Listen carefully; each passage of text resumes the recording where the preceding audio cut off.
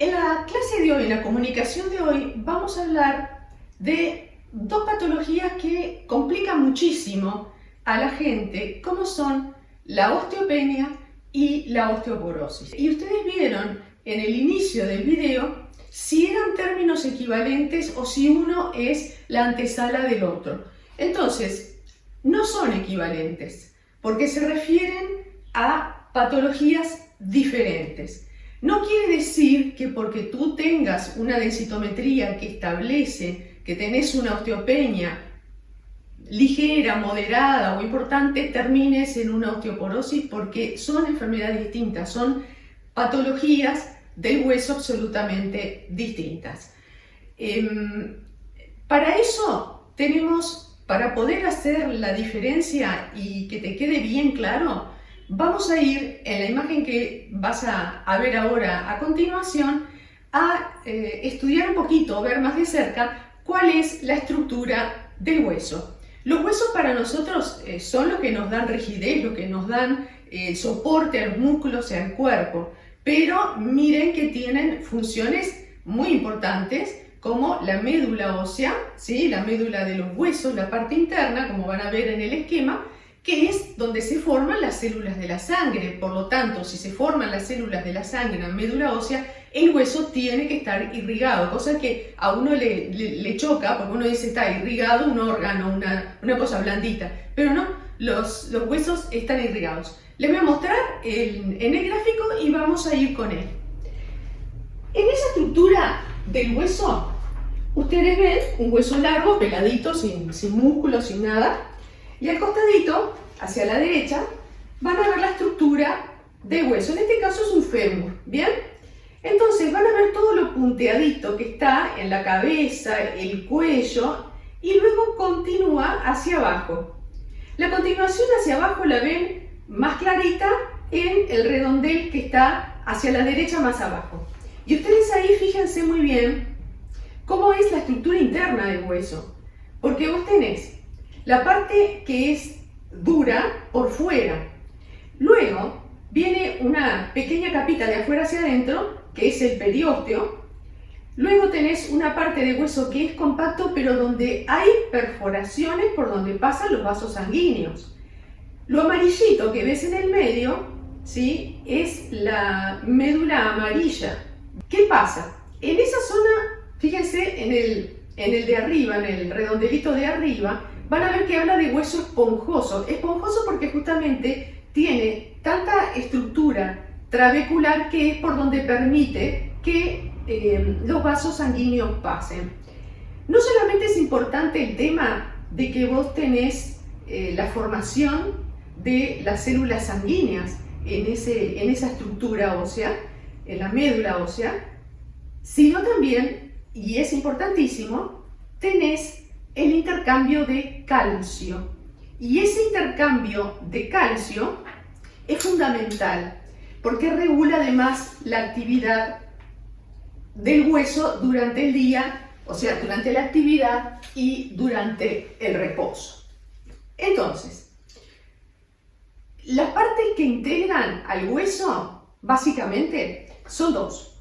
Una parte que es la mineral, fosfato de calcio, los minerales que le dan la estructura y la rigidez, pero también necesita la parte de colágeno, pero no es el colágeno de la piel, el colágeno y elastina del resto de la fascia, es una fascia modificada, más estructurada y más dura, y que es integrada por el colágeno de tipo 2, ¿sí? Hay colágeno tipo 1, piel, y hay colágeno tipo 2 en parte de la piel que tiene que ser más resistente y más dura, en el cabello también, y tenés entonces en el hueso.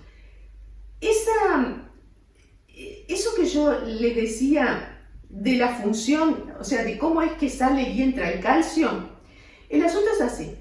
Cuando tú estás acostada, cuando los astronautas están en la base espacial que no tienen gravedad, que no tienen que soportar el peso del cuerpo, esa señal le indica al hueso que puede liberar calcio a la sangre para otras cosas, porque en realidad esa parte mineral del hueso es el capital del calcio que tiene el cuerpo. ¿Bien?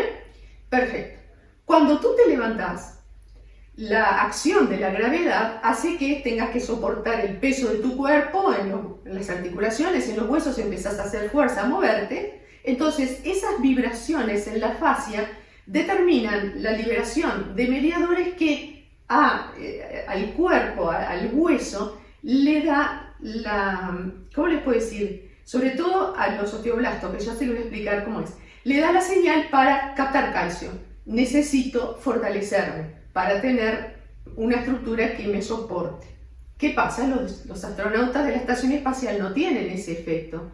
Por eso es que ustedes van a sorprenderse si se enteran de que los astronautas, una vez que vuelven de 9 meses de estar en la estación espacial, perdieron un montón de masa ósea. Y claro, porque no tuvieron el efecto de la gravedad. O sea, somos seres dependientes absolutamente de la fuerza gravitatoria. Y por eso es que el ejercicio, y en particular el ejercicio de carga, es el fundamental para mantener la estructura del hueso. ¿Bien? Eso es un ritmo, digamos, circadiano. Si estás en reposo, liberación de calcio. Si estás en actitud, en fuerza o lo que sea, tenés captación de calcio. ¿Dónde se da esa captación? Les muestro en la imagen, se da en el hueso trabecular. Hueso trabecular donde aflora más es en el cuello del fémur, en la zona lumbar y en la zona de muñecas y de tobillos. Por eso es que en las personas que tienen deficiencias, esas deficiencias, tanto en el aporte de calcio como en la osteoporosis en sí misma, van a tener más susceptibilidad de fracturas allí. Voy a ir entonces ahora a lo que es el metabolismo del hueso, ¿sí? En el hueso existen unidades formadoras de hueso y de matriz.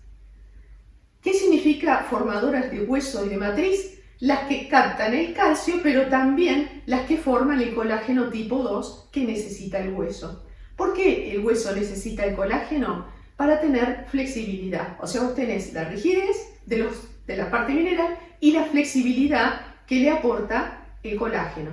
¿Por qué el hueso tiene que ser flexible? Y porque es como una caña de bambú. Es decir, tiene que ser firme, pero tiene que también ser susceptible al movimiento. Vos de repente te das un golpe y el hueso se dio un poco, pero no se rompió. Entonces, lo que asegura es que no seas un cristalito. ¿Bien? Perfecto. Esos osteoblastos son encargados de formar. Blasto, la terminación, significa formación, creación.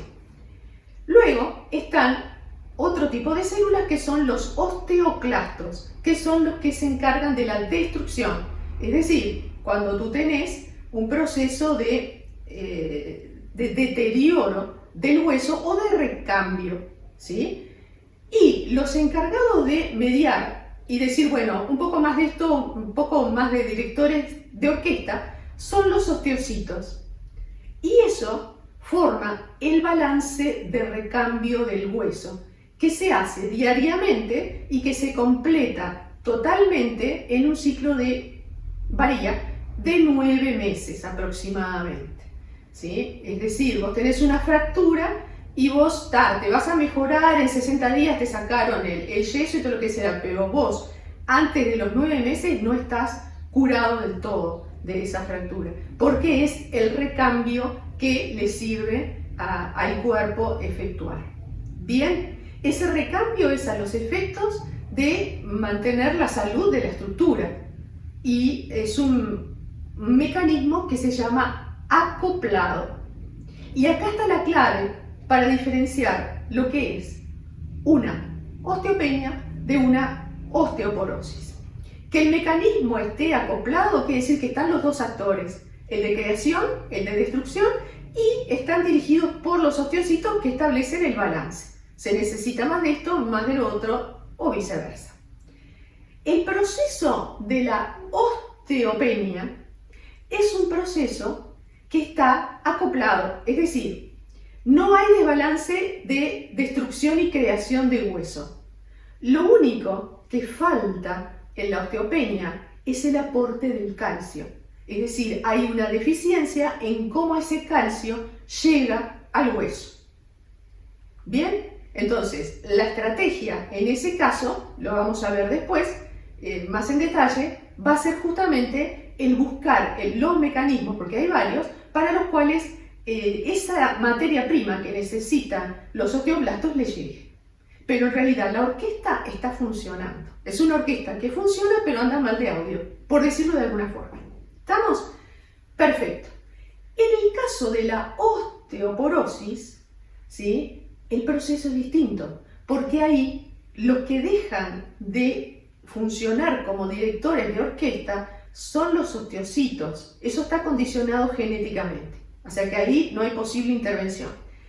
Entonces, el mecanismo se llama desacoplado, es decir, la persona puede tener perfecta la absorción de calcio y todo lo que sea, pero el mecanismo, el metabolismo de su hueso va en favor de la destrucción.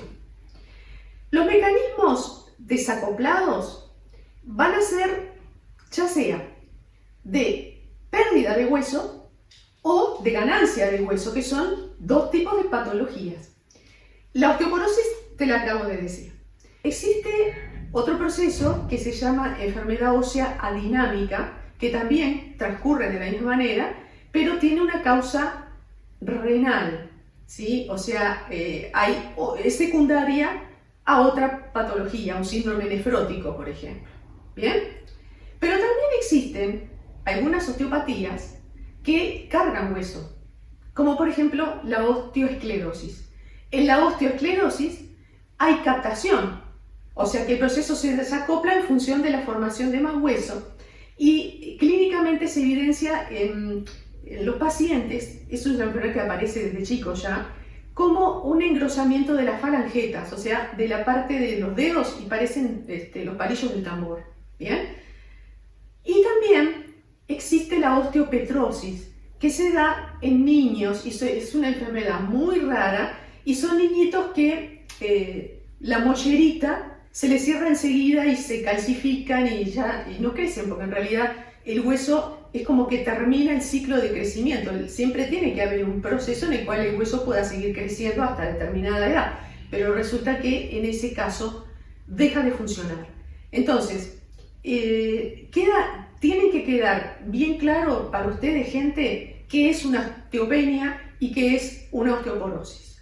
Por eso es que la osteopenia no es la antesala de la osteoporosis, ¿sí? No se me ocurre otra analogía, pero realmente funcionan por mecanismos distintos. En uno hay deficiencia en el aporte del calcio y en el otro hay un mecanismo de desacople entre la función de creación y la de destrucción del hueso, y que está condicionado básicamente por genética, ¿sí? Es decir, no te podés echar la culpa de que yo no hice ejercicio, hubiera sido indiferente, porque se iba a producir igual. Bueno, de todas maneras, vamos a diferenciarlas también en lo que es la osteopenia y la osteoporosis, porque el tratamiento acá en el estudio va a tener que tener consideraciones distintas. Por lo tanto, los ejercicios que vamos a hacer para osteopenia pueden ser demasiado fuertes, dada la condición, para las personas que tienen osteoporosis, ¿sí? No obstante, a una persona con una osteopenia severa también la voy a tratar a los efectos como si tuviera osteoporosis, porque los cuidados van a ser los mismos. En cuanto a la osteopenia no es un mecanismo que esté desacoplado, o sea, las células funcionan perfectamente bien, pero lo que falta es el aporte de calcio. Y ese aporte de calcio está disminuido puede ser una mala alimentación, o habiendo una buena alimentación, una mala absorción del calcio, como sucede en el caso de la enfermedad celíaca, que hay realmente una disminución en la posibilidad de absorber ese calcio. Puede haber sedentarismo excesivo, y es un poco lo que yo les decía con los astronautas, es decir, el astronauta está degravitado, pero si vos estás echado en una cama todo el día, tenés muy pocas posibilidades de carga de hueso. Por ejemplo, cuando se hacen los desenterramientos arqueológicos, una manera muy sencilla de determinar si eran esclavos o si eran personas de la nobleza era por ver el diámetro de los huesos. Una persona que estaba sometida a carga y todo el día y trabajos excesivos tiene huesos más fuertes, en tanto que el de la nobleza vivía echado y tenía huesitos más finitos. O sea que el sedentarismo es algo importante a tener en cuenta. Podés tener tabaquismo, o sea, el tema del tabaquismo es importante porque la persona que es fumadora tiene niveles de nicotina en sangre que pueden provocarle una vasoconstricción a nivel, sobre todo, de los pequeños capilares que van a irrigar al hueso, como habíamos visto que era una estructura irrigada. Entonces, la disminución de esos capilares disminuye el volumen de sangre que le llega y, por lo tanto, el aporte del calcio al hueso. Podés tener tratamientos con corticoides que te hayan recomendado o que hayan sido de elección porque tu asma es muy severa, porque tu alergia es muy severa o porque estás en situación de trasplante de algún órgano y te tienen que inmunodeprimir. Entonces, los glucocorticoides son depletores importantes del nivel de calcio en sangre y, por lo tanto, el aporte de calcio en sangre baja mucho. Podés tener una deficiencia en la parte de los formadores de vitamina D3, que son, o sea, en los tratamientos, por ejemplo, que vos tenés de estatinas para el control de colesterol, te bajan el colesterol, pero resulta que el colesterol tiene una estructura, como químico te la digo, el ciclopentanperidrofenantreno, que es común a todas las hormonas. En particular, tiene una estructura común con la D3, por lo tanto, si a vos te bajan el nivel de colesterol, tenés poco sustrato para formar vitamina D3. Y hablando de ese tema, vas a tener dos causas, digamos, o sea, una causa importante en lo que es la deficiencia en la fijación de calcio. Una es este problema de la vitamina D3 y otra es la falta de estrógenos.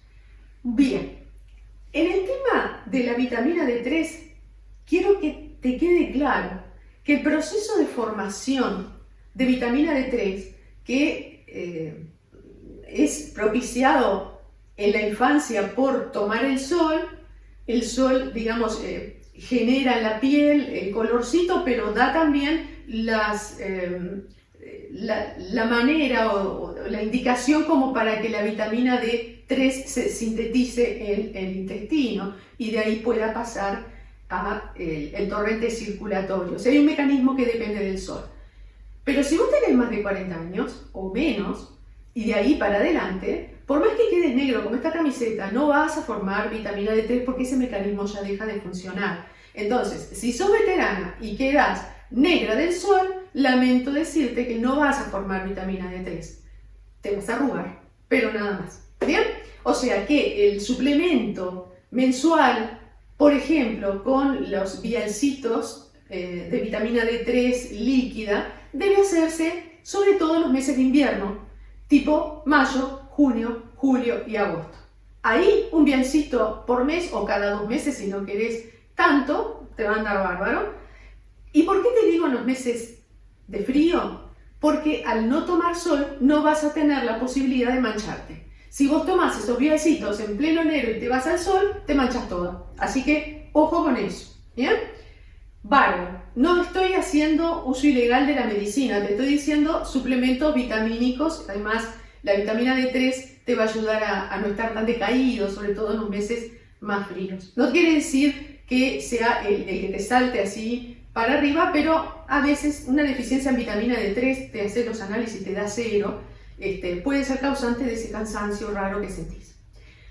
Bien, deficiencia de estrógenos. Bueno, la deficiencia de estrógenos, o sea, la falta de ellos, son fijadores de calcio. Por lo tanto, en la etapa menopáusica y posmenopáusica, que es niveles de estrógeno bajan radicalmente, van a ser periodos en los cuales la fijación de calcio va a estar dificultada. Pero esos procesos de amenorrea, o sea, de disminución o desaparición de la menstruación, que indica en los niveles, si los niveles están bien de estrógenos, sucede también a edades jóvenes. Es decir, ¿Cuándo una chica puede dejar de menstruar? Por ejemplo, en procesos de anorexia, en procesos, una mujer común y corriente o joven, que entrena todo el día, o sea, tiene una vigorexia que le determina una amenorrea y por lo tanto sus niveles de estrógeno están bajos. Y eso es peligrosísimo porque por más que sí se suplemente de calcio y por más que sí haga ejercicio, le faltan los fijadores. O sea, todo es un concierto, todo tiene que funcionar bien. ¿Qué pasa con el tema de la vigorexia? El caso típico, ¿se acuerdan de las chicas, de las gimnastas olímpicas? Cuanto más chiquititas, más adolescentes parezcan, mejor, porque son más livianas, son más flexibles, tienen más agilidad. ¿Pero a costa de qué? De que no menstruen, justamente. Entonces, ¿qué pasa? No se desarrollan, tienen el físico ideal para la actividad, pero es a costa de su salud, porque esas niñas a los 20 años tienen el esqueleto de una señora de 80.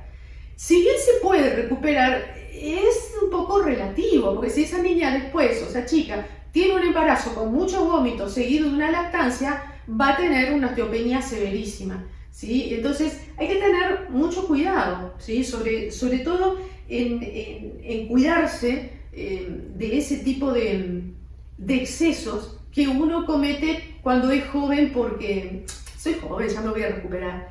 Pero hay cosas que quedan, sobre todo en el hueso, que es una zona de un metabolismo muy lento, y entonces va a acusar recibo, pero cuando acuse recibo no hay arreglo, ¿sí? O el arreglo hay, pero requiere muchísimo trabajo de todas las partes. Lo que sí quiero, para finalizar un poquito e ir al tema de los ejercicios, es lo siguiente. Sea osteopenia muy comprometida, severa, o sea, también una osteoporosis, la alarma, y acá te la pongo, la alarma suena porque en los dos casos es muy probable que lo que haya es un deterioro en el cuerpo vertebral lumbar. Muchas personas me vienen y me dicen, no, ¿sabes que no lo tengo tanto en la cadera como en las lumbares? Ojo, y ahí está la alarma. ¿Qué quiere decir que hay deterioro en las lumbares? Estas son las vértebras, ¿bien? Esta es la parte delantera de la vértebra, o sea, la que da hacia las vísceras, ¿bien? ¿Qué pasa? El cuerpo vertebral se va a disminuir su grosor en la parte de adelante. Se achica más de adelante que de atrás. De atrás es donde está la corona de huesos que va hacia la espalda, las apófisis transversas y las espinosas, y al estar sostenida por la espalda, por los mismos músculos, esas vértebras, digamos, de ese lado no tienen bastante fuerza que sostener, por lo tanto de ahí no van a perder masa ósea, la pierden por delante. Y al perder por delante una cosa que era recta y que cabía perfectamente arriba de la otra, lo que pasa es que empieza a desmoronarse. ¿Hacia dónde? Hacia adelante.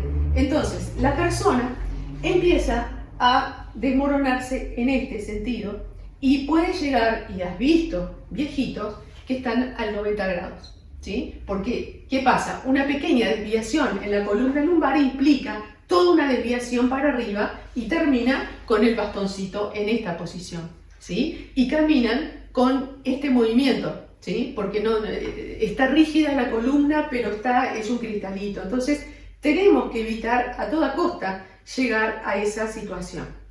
Las estrategias para la osteopenia y para la osteoporosis son de muchísimo cuidado en la osteoporosis y de cuidado, si no es una osteopenia severa, que va junto con la osteoporosis, aunque no sea un proceso desacoplado, pero en cuanto a los ejercicios funciona igual.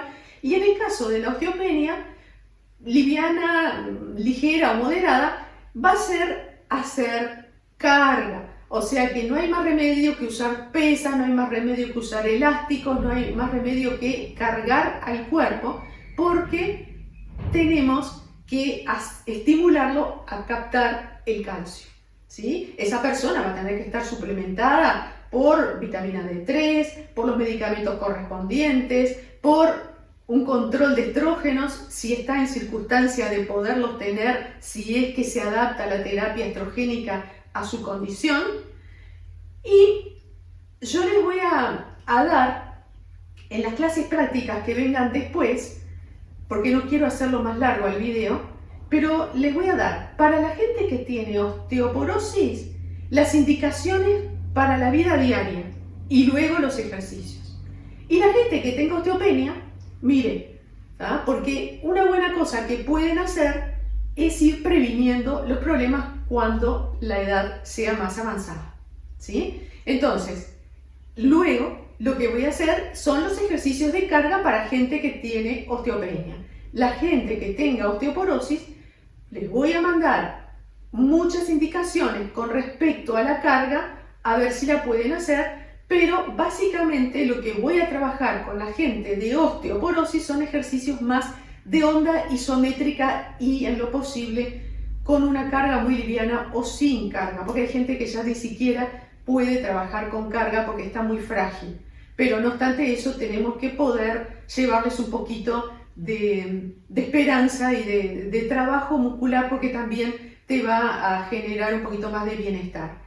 En osteopenia, entonces, ejercicios con control de postura, obviamente, y con carga. Y en osteopenia, el control de los movimientos en el día y ejercicios más de tipo isométrico. Y esas van a ser los 2 micros que van a ir a continuación de este video explicativo.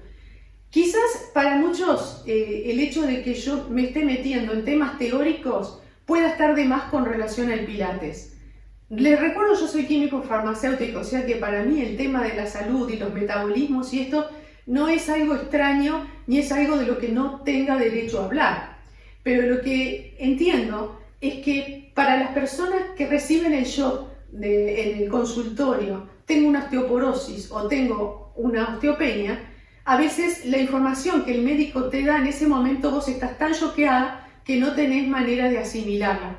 Entonces, en este video yo lo que pretendí fue aclararte un poquito cómo son los mecanismos, entender un poquito más cuál es la fisiología que está comprometida en cualesquiera de las dos enfermedades, cómo es que se han contraído. En el caso de la osteopenia es algo que se pueden cambiar hábitos. En el caso de la osteoporosis y los otros desbalances, los mecanismos desacoplados, ahí es medicamentoso, ya es un tema médico, pero vos tenés derecho a conocer, siempre les digo en las clases, cuáles son los mecanismos de la patología que te ha sido diagnosticada.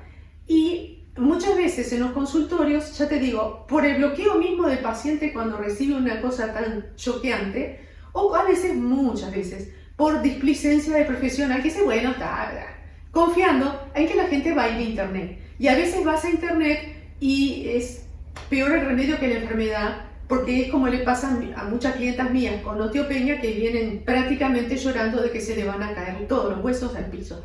Y no es tan así, pero es de cuidado y hay muchas cosas que hay que tener en consideración. Así que los espero para el video siguiente, que va a ser vida diaria para la gente de osteoporosis, y comenzamos con los ejercicios. Quizás me lleve 2 micros, uno de vida diaria y pequeña cosita y otro de ejercicio mismo para la gente que tiene osteopenia. Así que los espero, no se me desacoplen del canal y los espero enseguida.